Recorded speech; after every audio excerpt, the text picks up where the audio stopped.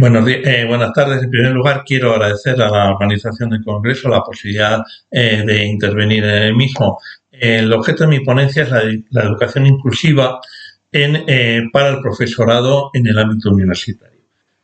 Para eso tenemos que partir de que la educación inclusiva se ha convertido en una de las grandes banderas de nuestro tiempo. Las universidades, los centros de enseñanza y los sistemas educativos en su conjunto repiten con frecuencia que se comprometen con la igualdad de oportunidades, con la eliminación de barreras y con la atención a la diversidad. Sin embargo, cuando miramos con detalle el alcance de las políticas, comprobamos que casi siempre se piensa en el alumnado. El foco principal se pone en los estudiantes con discapacidad, en su acceso a las aulas, en las adaptaciones de exámenes o en los servicios de apoyo. Todo ello es muy positivo y necesario, pero deja la sobra un colectivo que, aunque mucho más pequeño en número, resulta decisivo para la calidad y el sentido de la inclusión: el profesorado con discapacidad. Dentro de este grupo, el profesorado con movilidad reducida constituye un ejemplo especialmente claro de cómo la universidad, en su organización cotidiana, sigue funcionando bajo parámetros que asumen un docente tipo, es decir, alguien que pueda moverse sin restricciones por los pasillos, que pueda subir a la tarima de un aula, que puedan trasladarse de un edificio a otro en cuestión de minutos. Cuando la realidad rompe esa imagen y aparece un docente en silla de ruedas o con dificultades importantes de desplazamiento, es el profesor quien tiene que adaptarse al sistema y no el sistema al que se ajusta para garantizar la igualdad de condiciones. Esta asimetría es la raíz de muchos de los problemas que experimentan los docentes con movilidad reducida. Los testimonios recogidos en distintas investigaciones coinciden en señalar obstáculos muy básicos que se repiten en casi todos los campos universitarios: edificios con ascensores en lugares poco prácticos, puertas pesadas que dificultan el paso a una silla de ruedas, aseos inaccesibles o demasiado lejanos, aulas con tarimas que no tienen rampas, mobiliario fijo imposible de ajustar, laboratorios sin bancadas regulables.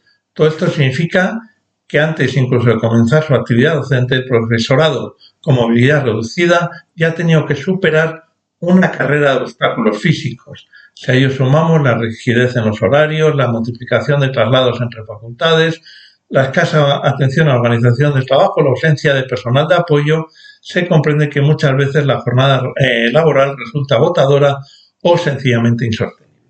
A estas barreras físicas y organizativas hay que añadir las de carácter tecnológico y digital. La era digital ha abierto posibilidades que hace apenas 20 años parecían inalcanzables.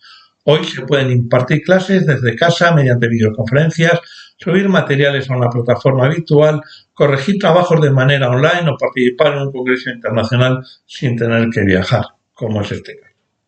Estas opciones para un docente con movilidad reducida pueden marcar la diferencia entre poder desempeñar la profesión o tener que renunciar a ella. Pero la digitalización también encierra trampas. Muchos programas de gestión académica no han sido diseñados pensando en la diversidad funcional y no funcionan bien con programas de dictado por voz o con lectores de pantalla. Hay plataformas que no cumplen los estándares internacionales de accesibilidad y la interoperabilidad con ayudas técnicas es muy deficiente. Añade la falta de formación de la comunidad universitaria en accesibilidad digital. No basta con tener una herramienta, hay que saber utilizarla en condiciones inclusivas, y la mayoría de docentes no reciben un concurso específico sobre cómo crear documentos accesibles, cómo subtitular un vídeo o cómo diseñar evaluaciones que contemplen la diversidad. En el plano cultural y social, las barreras son quizás menos visibles, pero no por ello menos dañinas. Persisten prejuicios muy arraigados sobre la capacidad de un docente con discapacidad física. Hay padres y madres de alumnos que preguntan si su hijo aprenderá lo mismo con un profesor de silla de ruedas. Hay comisiones de selección que insisten en cuestionar la autoridad o la capacidad de control de un aula por parte de alguien con limitaciones motoras. Hay colegas que, sin mala intención, excluyen al profesor de determinadas responsabilidades para no colgarle demasiado, lo cual transmite la idea de que no es plenamente competente. Frente a estas actitudes, los docentes con movilidad reducida suelen verse obligados a esforzarse el doble, a estar siempre más preparados, a no permitirse errores que serían tolerados en cualquier otro compañero, pero temen que esos errores se atribuyan automáticamente a su discapacidad. Esa sobreexigencia acaba pasando factura y genera estrés, agotamientos y, en algunos casos, aislamiento profesional. Ahora bien, no todos son sombras. También existen experiencias valiosas de inclusión que demuestran que es posible transformar la realidad si hay voluntad institucional. Algunas universidades han comenzado a reservar plazas de profesorado específicamente para candidatos con discapacidad, superando el mínimo legal. Otras han creado fondos centrales para financiar ayudas técnicas, evitando que la carga económica recaiga en el departamento o en el propio docente. Existen centros que han adaptado horarios y aulas para evitar traslados innecesarios, que han proporcionado asistentes en prácticas de laboratorio. Estas medidas no requieren inversiones millonarias, sino una planificación consciente y un compromiso real con la igualdad. Cuando se aplican, los beneficios son claros. El docente gana autonomía y dignidad, el alumnado recibe clases en condiciones de calidad y la institución proyecta una imagen coherente con los valores que proclama. La digitalización puede y debe ser una aliada en este camino. Un profesor con movilidad reducida puede impartir una asignatura en modalidad híbrida, combinando sesiones presenciales y sesiones virtuales con resultados muy positivos. Puede grabar explicaciones y subirlas al aula virtual de manera que el alumnado las revisa a su ritmo y luego aprovechar el tiempo presencial para interacción. Puede participar en tribunales de tesis, en congresos y en reuniones de investigación a través de videoconferencia sin el desgaste que implica un viaje. Estas no son concesiones, son maneras inteligentes de aprovechar la tecnología al servicio de la inclusión. Negarse a ellas por puro formalismo, como ha ocurrido en algunas universidades tras la pandemia, es un retroceso que contradice el espíritu de la educación inclusiva. Es importante subrayar que la inclusión del profesorado con movilidad reducida no es solo un acto de justicia a un colectivo minoritario, es una oportunidad para enriquecer a toda la comunidad académica.